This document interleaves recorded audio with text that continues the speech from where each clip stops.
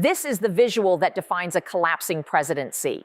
If you walk past 1600 Pennsylvania Avenue this morning, you won't see the stately symbol of American democracy. You will see a disaster zone. You will see a massive mud-filled crater where the historic East Wing used to stand. You will see silent yellow cranes towering over the executive mansion like vultures. And for the first time in 6 months, you will hear something terrifyingly quiet: silence. As of 8 a.m. this morning, Monday, January 26, 2026, all construction on President Trump's controversial $400 million grand ballroom has been ordered to an immediate, indefinite halt. The ballroom from hell, as preservationists have called it, is dead in the water.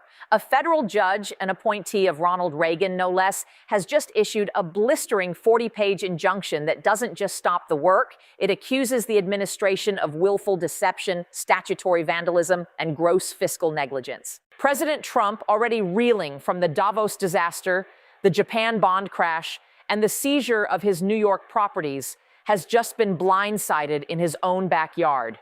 He woke up this morning expecting to see concrete being poured for his monument. Instead, he woke up to a federal marshal taping a cease and desist order to the White House construction fence. The official reason? The money is gone. The private donations that were supposed to fund this massive vanity project have evaporated in the wake of the Japan financial crisis. And without the cash, the judge has ruled that the President of the United States is effectively squatting on public land, destroying national heritage with an unfunded mandate. In this deep dive special report, we are going to walk you through the stunning court order that just dropped. We are going to show you how the East Wing demolition has turned into a political suicide pact. We are going to expose the phantom donors who fled the moment the markets cracked. And we are going to explain why this stopped construction site is the perfect metaphor for a second term that has completely run out of road.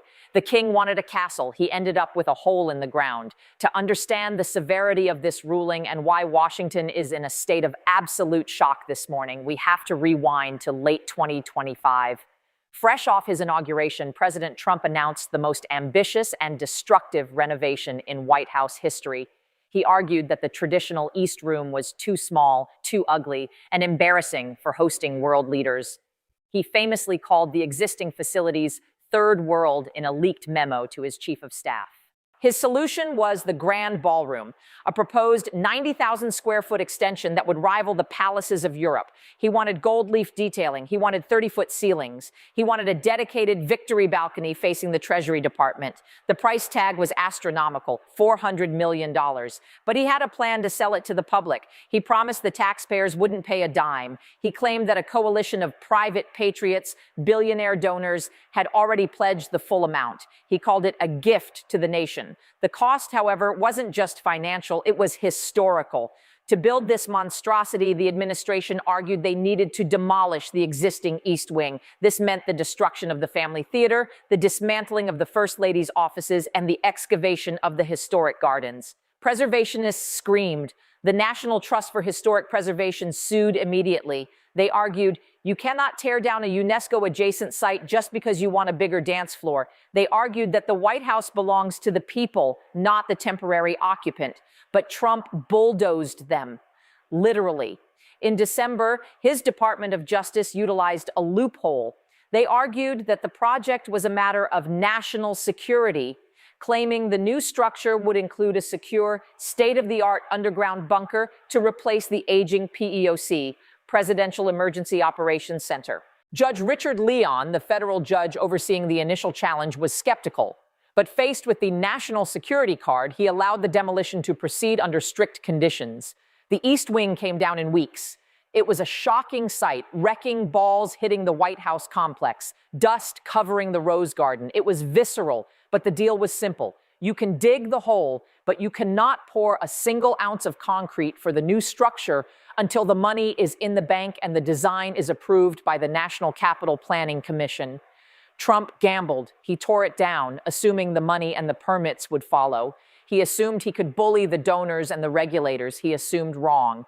This morning, Judge Leon returned to the bench, and according to everyone in the courtroom, he was furious. We have the court transcript released minutes ago. It reads less like a legal opinion and more like an indictment of the entire administration. The judge slammed the Department of Justice lawyers for what he called a bait and switch of monumental proportions. Here is the core of the ruling. The administration admitted in a closed-door sealed filing on Friday night that the private funding for the ballroom is currently missing.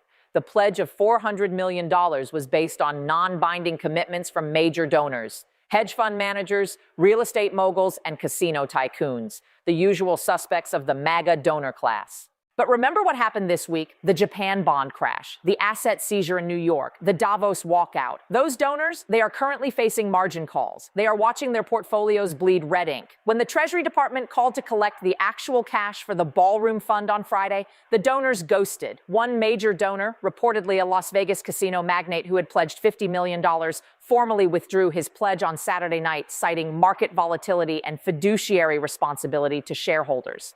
Judge Leon's ruling was brutal. He wrote, "The executive branch has demolished a historic federal structure on the promise of replacement funds that do not exist. This court will not allow the People's House to be turned into an abandoned construction site fueled by phantom capital and broken promises." He ordered an immediate stop work order. He ordered the General Services Administration, GSA, to provide a plan to restore the site, meaning fill in the hole if funding is not secured within 30 days. Think about the implications of that order. The President of the United States might be forced by a federal judge to fill in the hole he dug, leaving the White House smaller, uglier, and less functional than when he found it. He will be the president who destroyed the East Wing and left a patch of grass in its place. But the ruling gets worse. The national security excuse, the shield Trump used to start the demolition, fell apart in spectacular fashion. For months, the White House claimed this ballroom was necessary for continuity of government. They claimed the basement would house a new situation room that would be impenetrable. In today's hearing, the judge unsealed a classified report from the Secret Service that the administration tried to hide.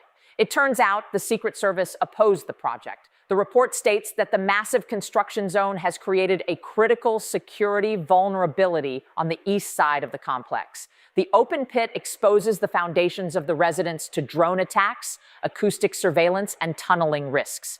The Secret Service explicitly stated that the design of the glass-walled ballroom was a nightmare to protect. They called it a sniper's paradise and a surveillance magnet. The judge caught the administration in a lie. They used national security as a pretext to bypass historic preservation laws, when in reality, the project hurt national security. This destroys the legal defense for the project. It means the ballroom is not a government necessity. It is a vanity project. And under the Antiquities Act and the National Historic Preservation Act, you cannot destroy national monuments for vanity. The media is already calling it the ballroom from hell because it has effectively trapped the president in a legal and political inferno. Let's talk about the optics. Politics is optics. And these optics are devastating. President Trump is a man obsessed with aesthetics. He builds gold towers. He wears perfect suits. He wants to project an image of absolute perfection and control. Instead, he is living in a construction site. The view from the residence window, where he sleeps, is a mud pit. It's piles of dirt, idle machinery, and orange safety fencing. The noise of the now silent machinery has been plaguing the West Wing for months. Staffers report that meetings in the Oval Office were constantly interrupted by the beeping of reversing trucks and the pounding of pile drivers. And now, with the work stopped, it becomes a monument to failure. Every time a foreign leader visits, they have to be driven past the Trump crater. When the Prime Minister of the UK visits next month, their motorcade will drive past a hole in the ground covered in blue tarps.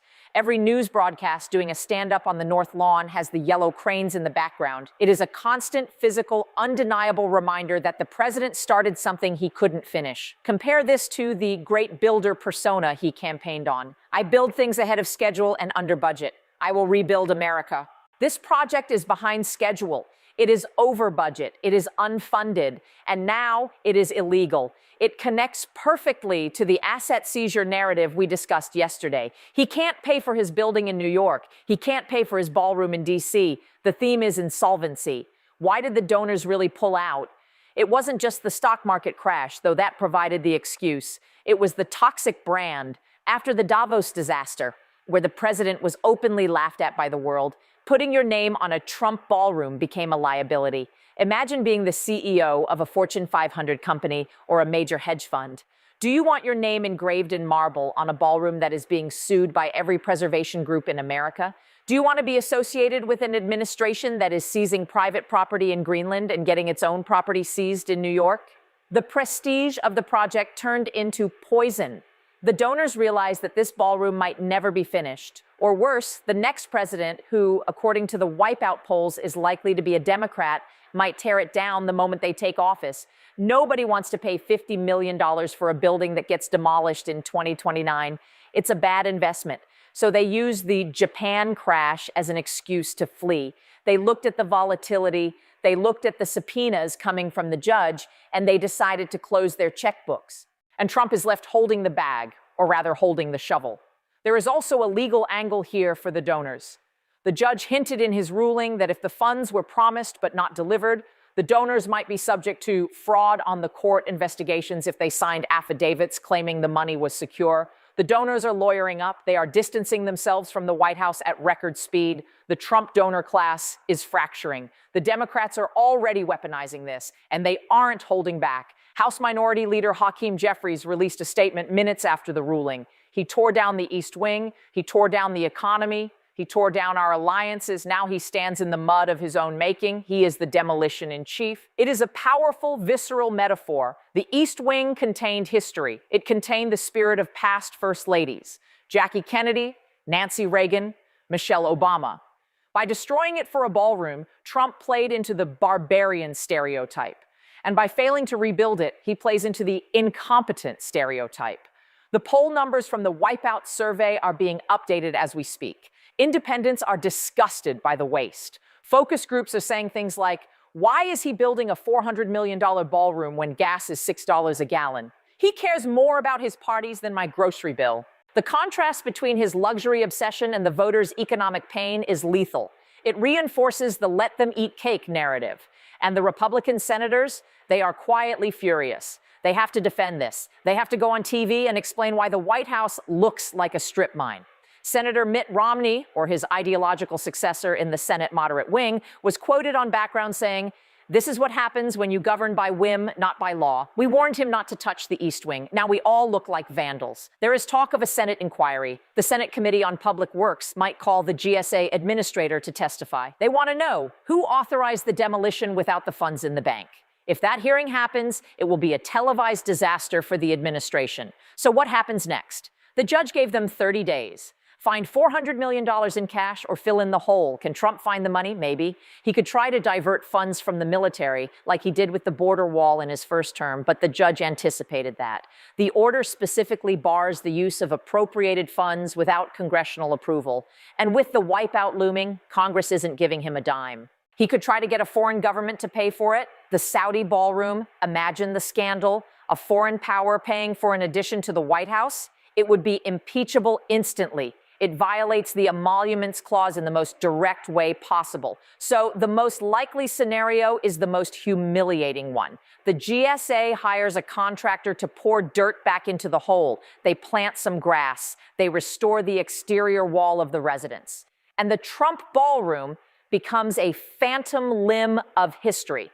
This is the nightmare scenario for a man who wants to leave a physical legacy. He wanted to leave a palace. He is leaving a patch of fresh sod where a historic building used to be. It is a symbol of a presidency that promised greatness and delivered destruction. Let's contextualize what was lost. The East Wing wasn't just offices. It was built during World War II under FDR to hide the construction of the underground bunker, the PEOC. It has stood for over 80 years. It housed the First Lady's staff, the engine of soft power. It was the entrance for visitors. It was where the tours began. By tearing it down without a plan, Trump severed the social arm of the White House. Melania Trump, or the acting First Lady figure, has been reportedly homeless within the complex. Her staff is working out of a spare room in the Eisenhower Executive Office Building, EEOB, across the street. They are separated from the residents. Reports suggest the First Lady is furious. The ballroom was supposed to be her legacy too, a place for her to host galas. Now it is her embarrassment. The internal friction this is causing in the East Wing versus West Wing dynamic is palpable. The National Trust for Historic Preservation is usually a quiet, polite organization. They hold galas. They save old post offices. For them to sue a sitting president is nuclear. They viewed this as an existential threat to the heritage of the United States. They argued that the White House is not the president's property. It belongs to the people. It is held in trust. Trump treated it like Mar-a-Lago North. He treated it like a tear down in Palm Beach. The judge's ruling solidifies a critical legal principle: stewardship, not ownership. This precedent will shackle Trump for the rest of his term. He won't be allowed to paint a wall without a permit now. The courts will be watching every renovation request with a microscope. Here is a detail the mainstream news missed. The construction crews on site, they belong to unions, the laborers, the crane operators, the cement pourers. When the Japan shock hit on Friday, the unions demanded assurance of payment. They know how Trump operates. They know his history of stiffing contractors in New York and Atlantic City. The contractor, likely a major firm like Turner or Gilbane, couldn't give that assurance because the donor money froze. The unions walked off the job before the judge's order. The judge just ratified what the labor market already decided: no pay, no play. Trump, the self-proclaimed builder, lost the support of the builders. The image of union workers walking off a Trump job site is a powerful signal to the working-class voters he relies on. The claim that the ballroom was for a new Situation Room was the most dangerous lie of all. The current Situation Room in the West Wing basement was just fully renovated in 2024. It is state-of-the-art. It cost $50 million. Intelligence officials testified in closed session that moving the sit room to a glass-walled ballroom basement was insane. You don't put the most secure room in the world under a dance floor, one official said. You don't put it next to a catering kitchen. The judge saw this testimony. It was the smoking gun that proved the national security claim was a pretext. It proved the administration was willing to compromise actual security for the sake of a party venue. There is a terrifying legal thread here for the White House counsel. If the administration submitted affidavits to the court claiming the money was secured when it was actually just promised, that is potentially perjury. The judge has ordered the White House to produce the donor commitments by Wednesday. He wants to see the names. He wants to see the signatures. If those documents show that the money was never truly there, that it was all smoke and mirrors, someone is going to jail. Not the president, but maybe the GSA administrator, maybe the campaign finance chair. This turns a construction dispute into a criminal fraud investigation. It opens a new front in the legal war, just as the ballroom front collapses. The ballroom from hell is the perfect capstone to this week of horrors. It started with a lie at Davos about Greenland. It continued with a financial crash in Tokyo. It hit home with a seizure in New York. And it ends with a hole in the ground in Washington. The structure of the Trump presidency is collapsing, just like the East Wing. The foundations, money, fear, image, competence, are gone. We are watching a president under siege in his own home, literally. He can't build, he can't borrow, he can't brag. The only thing he can do is rage at the mud outside his window. We will be monitoring the GSA filings closely. If they issue a remediation contract, aka the fill-in order, we will let you know immediately, because that will be the moment the Trump era officially runs out of concrete. The builder president has become the destroyer president, and the hole in the ground on Pennsylvania Avenue is the undeniable proof. Sarcastic subscribe, like, share, because the mainstream media is too afraid to call it what it is, a demolition of the presidency itself.